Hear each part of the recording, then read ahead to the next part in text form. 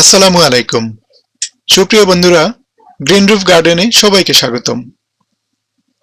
ভিডিওতে দেখতে পাচ্ছেন একটি চাইনিজ পাম বা টেবিল পামের চারা, এবং এই গাছের পাতার দিকে যদি আপনারা লক্ষ্য করেন তাহলে দেখতে পাবেন চাইনিজ হাত পাখার মতো এর পাতাগুলো। এজন্য অনেকে এটিকে চাইনিজ পাম বলেন, যদিও চায়না থেকে এই গাছ এসছে এরকম কোনো তথ্য প্রমাণ নেই। তাছাড়া এই গাছটি যখন ছোট থাকে তখন এই গাছটিকে ছোট টবে লাগিয়ে টেবিলে রাখা যায়, সেজন্য অনেকে এটিকে টেবিল পাম বলে থাকেন। তো যাই হোক, চাইনিজ পাম হোক আর টেবিল পাম হোক, এই গাছটি আসলে দেখতে খুবই সুন্দর এবং আমরা এটিকে সহজেই লালন পালন করতে পারি। তো আজকের ভিডিওতে আমি আলোচনা করব এই চাইনিজ পাম বা টেবিল পামকে কিভাবে আমরা ইনডোরে লালন পালন করব। তো ইনডোরে লালন পালনের জন্য এখানে দেখুন আমি একটি চাইনিজ পামের চারা সংগ্রহ করে এনেছি, এবং এটি লাগানোর জন্য এখানে টব এবং যাবতীয় উপকরণ আমি এখানে সাজিয়ে রেখেছি। তো এই চারাটি বা চাইনিজ পাম সাধারণত শুষ্ক আবহাওয়া এবং মাটি পছন্দ করে, সেজন্য এর মাটি তৈরির সময় আমরা একটু লক্ষ্য রাখতে হবে যেন মাটি সবসময় শুষ্ক থাকে। সেজন্য আমরা মাটি তৈরির সময় প্রয়োজনীয় উপকরণগুলো একটু সাজিয়ে নেব।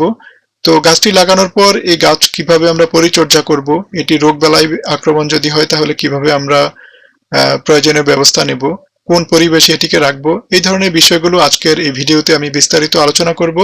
সুতরাং আশা করছি আপনারা সম্পূর্ণ ভিডিওটির সাথে থাকবেন। তো গাছটি লাগানোর জন্য এখানে যে উপকরণগুলো রাখা হয়েছে এর মধ্যে এগুলো হচ্ছে এই যে গার্ডেন সয়েল, 50 ভাগ গার্ডেন সয়েল নেব আমি। আর যেহেতু মাটি মোটামুটি শুষ্ক রাখতে হবে সেজন্য এখানে বালু নিয়েছি, নদীর সাদা বালু, 30 ভাগ নদীর সাদা বালু নিয়েছি এখানে। আর এই গাছটির প্রয়োজনীয় পুষ্টি চাহিদা যাতে পূরণ হয় সেজন্য এখানে 15 ভাগ ভার্মি কম্পোস্ট দিয়েছি। আপনারা চাইলে এখানে অন্য যে কোনো জৈব সার ব্যবহার করতে পারেন। আর এখানে রয়েছে কোকোপিট, মাটি যাতে হালকা ময়েশ্চার যুক্ত থাকে সেজন্য কোকোপিট নিয়েছি। তাছাড়া এটি মাটির গাঁথুনি শক্ত রাখতে এবং মাটি হালকা রাখতে সহায়তা করে। আর গাছটি যেহেতু ইনডোরে রাখবো সেহেতু এটিতে ছত্রাকের আক্রমণ যাতে না হয় সেজন্য এখানে আমি নিম খৈল দিয়ে দিচ্ছি, 100 গ্রাম নিম খৈল দিচ্ছি। এই নিম খৈল ছত্রাকের আক্রমণ প্রতিরোধের পাশাপাশি কিছু পুষ্টি চাহিদাও পূরণ করবে গাছের। আর এখানে রয়েছে হাড়ের গুঁড়া, 100 গ্রাম হাড়ের গুঁড়া দিচ্ছি। হাড়ের গুঁড়া থেকে গাছ তার প্রয়োজনীয় ক্যালসিয়াম এবং পটাশিয়াম পাবে। তো দিয়ে দিলাম আমার প্রয়োজনীয় উপকরণগুলোকে। এবার এই উপকরণগুলোকে খুব ভালোভাবে মিশিয়ে নিতে হবে, এবং এই মিশানোর পর আমরা আপনি হয়তো লক্ষ্য করেছেন যে এখানে কোনো ধরনের রাসায়নিক উপাদান ব্যবহার করা হয়নি, এজন্য এই উপকরণগুলো খুব ভালোভাবে মিশিয়ে সাথে সাথে আমি গাছটি লাগিয়ে দিতে পারবো, আমার অপেক্ষা করতে হবে না। তো মাটি তৈরি হয়েছে, এবং এই মাটিতে আমি এখন এই মাটি টবে নিয়ে এখন গাছ লাগাবো। তো টব এখানে নিয়েছি 11.5 ইঞ্চি মাপের প্লাস্টিকের একটি টব, এর নিচে ছিদ্র করার ব্যবস্থা রয়েছে। আমাদেরকে অবশ্যই ছিদ্র করে নিতে হবে, কারণ এই গাছ শুষ্ক আবহাওয়া পছন্দ করে বা শুষ্ক মাটি পছন্দ করে, এবং গোড়ায় যদি পানি জমে থাকে তাহলে কিন্তু এই গাছটি মরে যাবে। তো আমার কাঁচি দিয়ে যেখানে ছিদ্র করার ব্যবস্থা রয়েছে সেখানে খুঁচিয়ে দিচ্ছি, এবং আপনারা দেখুন এই যে ছিদ্র হয়ে গেছে। তো পানি নিষ্কাশন ব্যবস্থা খুব ভালোভাবে করার জন্য এখানে এই ছিদ্রের উপরে আমি এক স্তর ইটের ভাঙা টুকরা বা খোয়া বিছিয়ে দেব। লক্ষ্য রাখতে হবে ইটের খোয়াটি যেন 1.5 থেকে 2 ইঞ্চি পরিমাণ পুরু হয়, সেক্ষেত্রে আমাদের ড্রেনেজ সিস্টেমটি খুব ভালোভাবে কাজ করবে। আপনি চাইলে এর উপরে এক প্রস্থ বালুর স্তর দিয়ে নিতে পারেন, তবে না দিলেও তেমন কোনো ক্ষতি নেই।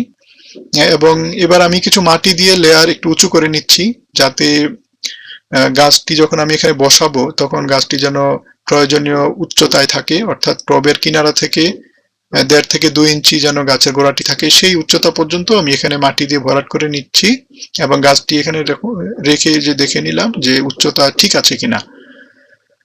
তো উচ্চতা ঠিক থাকার পরে এবার আমি এই গাছের চারাটিকে প্ল্যান্টেশন ব্যাগ থেকে খুব সাবধানে কাঁচি দিয়ে ব্যাগটি কেটে বের করে নিয়ে আসছি। লক্ষ্য রাখতে হবে যেন গাছের গোড়ার সাথে মাটিটি অর্থাৎ রুট বল যেটি আছে এটি যেন খুব বেশি ক্ষতিগ্রস্ত না হয় বা ভেঙে না যায়, সেক্ষেত্রে গাছটি ক্ষতি হতে পারে। তো এবার এই চারাটিকে আমি গাছ টবের একেবারে মাঝামাঝিতে সোজা করে বসিয়ে দেব, এবং এই যে টবের এবং রুট বলের মাঝামাঝি যে ফাঁকা জায়গা আছে সেখানে মাটি দিয়ে ভরাট করে দেব। এবং মাটি ভরাট করার সময় লক্ষ্য রাখতে হবে যেন মাটিটি খুব ভালোভাবে চেপে দেওয়া হয়। এখানে দেখুন আমি মাটি দিয়ে খুব ভালোভাবে চেপে দিচ্ছি, যাতে ভিতরে কোনো ধরনের এয়ার চেম্বার বা ফাঁকা স্থান না থাকে, অথবা মাটি যেন ঢিলা না থাকে। সেক্ষেত্রে যদি ঢিলা থাকে অথবা এয়ার চেম্বার থাকে, সেখানে ছত্রাকের আক্রমণের সম্ভাবনা থাকবে। সেজন্য আমরা খুব ভালোভাবে মাটি চেপে দেব এবং পানি দিয়ে, মাটি চেপে দেওয়ার পর, লাগানোর পর পানি দিয়ে একদম সম্পূর্ণ টবটিকে ভরাট করে দেব। এতে করে যে কাজটি হবে তা হচ্ছে, ভিতরে যদি কোনো বায়ুথলি থেকেও থাকে বা এয়ার চেম্বার থেকে থাকে, অথবা যদি ভিতরে লুজ থাকে কোথাও, সেক্ষেত্রে পানি এবং মাটি গিয়ে সেই জায়গাগুলোকে ব্লক করে দেবে এবং ছত্রাকের আক্রমণের সম্ভাবনা একেবারেই কমে যাবে। লাগানো তো হয়ে গেল, চলুন এবার জেনে নেওয়া যাক গাছটিকে আমরা কি পরিবেশে রাখবো। এই গাছটি আসলে সরাসরি রোদ পছন্দ করে না, সেজন্য উজ্জ্বল আলো বাতাস রয়েছে এরকম স্থানে আমরা গাছটিকে রাখবো। সেক্ষেত্রে আমরা বারান্দায় রাখতে পারি, অথবা রুমের এমন একটি স্থানে রাখবো যেখানে প্রচুর আলো বাতাস রয়েছে। তাহলে গাছটি খুব সুন্দরভাবে বেঁচে থাকবে। আর এই গাছটিতে প্রতিদিন আসলে পানি দিতে হয় না। এই গাছটি খুব বেশি পানি পছন্দও করে না। সেক্ষেত্রে গাছের টবের মাটি যখন 2 ইঞ্চি পরিমাণ শুকিয়ে যায়, 1.5 থেকে 2 ইঞ্চি যখন শুকিয়ে যাবে, তখন আমরা এই টবটি আবার পানি দিয়ে ভর্তি করে দেব এবং পরবর্তীতে আবারও এরকম শুকিয়ে যাওয়া পর্যন্ত অপেক্ষা করব এবং পানি দিব। সাধারণত 10 থেকে 15 দিন পর পর পানি দিলেই চলে। তারপরেও আপনারা মাটি পরীক্ষা করে সেভাবে পানি দিলে এটি ভালো হয়। আর গাছটি আসলে তেমন খাবার দাবার খুব আশাও করে না।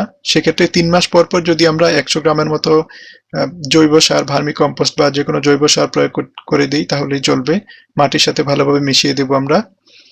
এবং এই গাছটি তেমন রোগবালাই আক্রমণ হতে দেখিনি আমি, বা এরকম আক্রমণ হয়ও না আসলে তেমন একটা। তারপরও মিলিবাগ, তারপরে পাউডার টাইপের এক ধরনের পোকা হয় নিচে, মাকড়ের আক্রমণ, এগুলো হতে পারে যেহেতু ঘরের ভিতর রাখা হবে। সেক্ষেত্রে যদি এই ধরনের কোনো সমস্যা দেখা দেয়, তা প্রতিরোধের জন্য আমরা নিম তেল ব্যবহার করতে পারি। তাছাড়া 15 দিন পর পর যদি নিম তেলযুক্ত পানি এবং ডিটারজেন্ট যুক্ত পানি দিয়ে গাছটিকে পরিষ্কার করে দেওয়া হয়, তাহলে এই ধরনের পোকামাকড়ের আক্রমণের সম্ভাবনা একেবারেই কমে যাবে। আর যদি হয়ও, তাহলেও আমরা একইভাবে সেই পোকার আক্রমণ থেকে গাছকে মুক্ত করতে পারবো। তো বন্ধুরা, এই ছিল আমার আজকের টেবিল পাম বা চাইনিজ পাম নিয়ে আজকের ভিডিওটি। আশা করি ভিডিওটি আপনাদের কাজে লাগবে, এবং যদি পছন্দ হয়ে থাকে তাহলে লাইক করবেন, বন্ধুদের সাথে শেয়ার করবেন, কোনো কিছু জানতে বা জানাতে চাইলে কমেন্টসে লিখবেন। আর আমার চ্যানেলটি যদি ইতিমধ্যে সাবস্ক্রাইব না করে থাকেন তাহলে অনুগ্রহ করে সাবস্ক্রাইব করবেন। এবং আমার চ্যানেলের পরবর্তী ভিডিও দেখার আমন্ত্রণ জানিয়ে আজকের মতো এখানেই শেষ করছি। ধন্যবাদ। আল্লাহ হাফেজ।